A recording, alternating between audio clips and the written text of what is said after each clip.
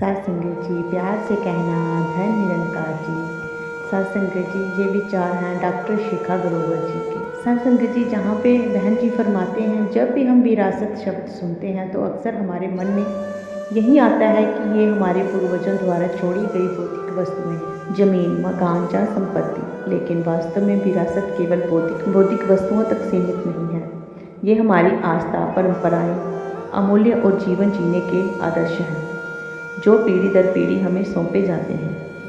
सत्संग जी, हम में से कई लोग सौभाग्यशाली हैं कि बचपन में ही ईश्वर ज्ञान, ब्रह्म ज्ञान का अमूल्य उपहार हमारे माता पिता और पूर्वजों से मिला। हमारा बचपन बाल संगत की गोद में और युवावस्था सेवा और सिमरन की गोद में बीती। कभी गौर किया है कि संकट के समय अचानक से ही हमारे होठों से तू ही निरंकार, मैं तेरी शरण हाँ, मैनू बख्श लो, ऐसे शब्द क्यों निकल पड़ते हैं? ये हमारी चेतना और अवचेतना का मेल है जो हमें तुरंत निरंकार से जोड़ देता है। परंतु व्यस्त जीवन में हम अक्सर भूल जाते हैं कि ये कितनी अनमोल धरोहर है जो हमारे परिवार और सतगुरु की कृपा से मिली है जो हमें परिवार और सतगुरु की कृपा से मिली है। सत्संग जी, बीच में एक प्रसंग सुनाते हुए बहन जी फरमाते हैं, ये प्रसंग श्रद्धेय जुगल किशोर कबीर जी का है, जो संत निरंकारी मंडल की कार्यकारिणी समिति के पहले कोषाध्यक्ष थे। उन्होंने गुरु की माया की रक्षा का इतना ध्यान रखा कि अपने घर के सदस्यों को भी उसका लाभ नहीं लेने दिया।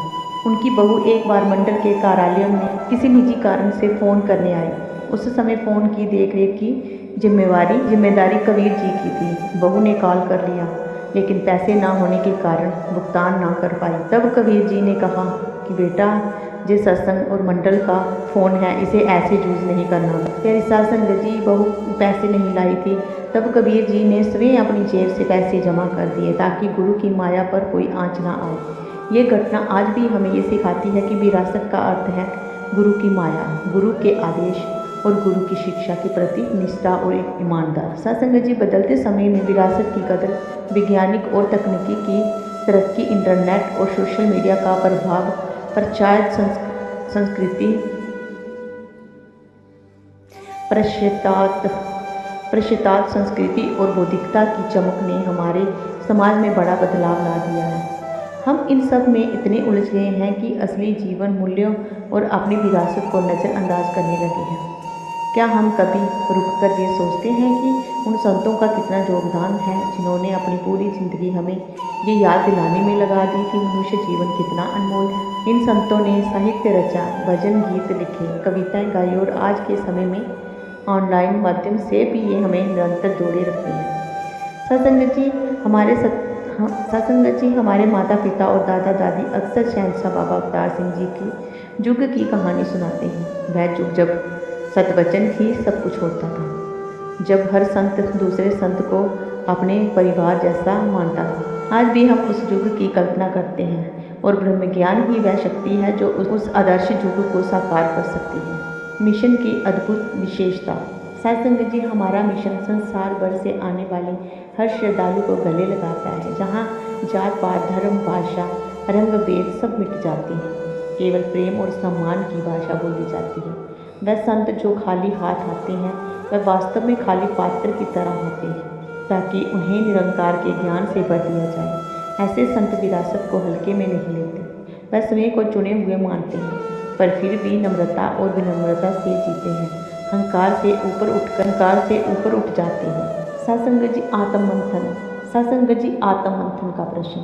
अब सवाल हमारे सामने है, क्या हम अपने पूर्वजों से मिली इस अनमोल विरासत, ईश्वर ज्ञान, सेवा, सुमिरन और सत्संग का सही उपयोग कर भी रहे हैं जहाँ फिर जीवन के मोह माया में खोकर इस धरोहर को हल्के में ले रहे हैं।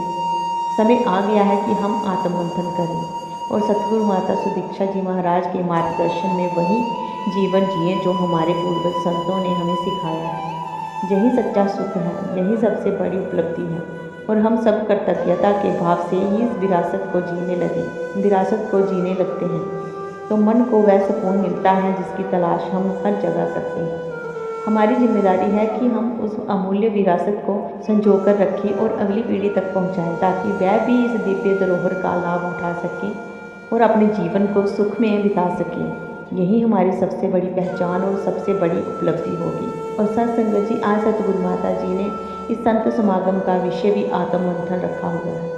इसलिए प्यारी साध संगत जी, हमारा कर्तव्य है कि हम खुद का आत्ममंथन करें कि हम कहाँ पहुँचे हैं और कहाँ हमें कमी है। ऐसा करते हुए हम अपने जीवन को सही राह पर ले जाएंगे। प्यारी साध संगत जी, प्यार से कहना धन निरंकार जी।